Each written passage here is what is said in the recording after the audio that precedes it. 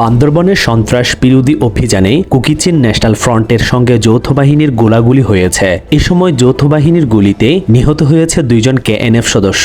KNF সদস্যের লাশ police উদ্ধার করে ময়নাতদন্তের জন্য সদর হাসপাতাল মর্গে পাঠিয়েছে। কক্সবাজারের কুতুবদিয়ায় পূর্বশত্রুতার জেরে ছুরিকাঘাতে ফরহাদ হোসেন নামের এক যুবকের মৃত্যু হয়েছে। চট্টগ্রাম নগরীতে কক্সবাজার থেকে সংগ্রহ করে চট্টগ্রামে সরবরাহ করতে এসে 4000 পিস ইয়াবাসহ বাস চালক শওকত উসমান ও মোহাম্মদ শাহজাহান নামে 2 মাদক কারবারিকে গ্রেফতার করেছে চাঁদগাঁও থানা পুলিশ।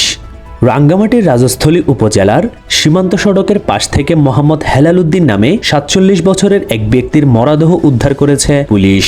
কক্সবাজার সমুদ্র সৈকতের কলাতলি পয়েন্ট থেকে অজ্ঞাত এক তরুণীর মরদেহ উদ্ধার করা হয়েছে। সামাজিক যোগাযোগ মাধ্যম ফেসবুকে মাইগ্রেনের ব্যথা নিয়ে পোস্ট করেছিলেন তিনি। এর পরদিনই আত্মহত্যা করেছেন চট্টগ্রাম বিশ্ববিদ্যালয়ের 2010-11 সেশনের পদার্থবিদ্যা বিভাগের সাবেক শিক্ষার্থী মান্না দে।